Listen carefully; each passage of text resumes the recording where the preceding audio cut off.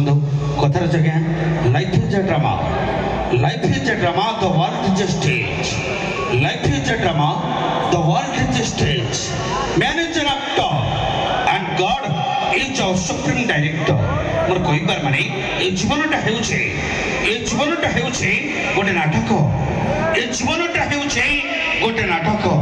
ଆଉ ଏ ପୃଥିବୀଟା ହେଉଛି ଗୋଟେ ରଙ୍ଗମଞ୍ଚ। ଏଠି ଆମେ ସମସ୍ତେ ଜଣେ ଜଣେ ଅଭିନେତା ଆଉ ଅଭିନେତ୍ରୀ, କିନ୍ତୁ ଈଶ୍ୱର ସେହି ସର୍ବୋତ୍ତମ ନିର୍ଦ୍ଦେଶକ।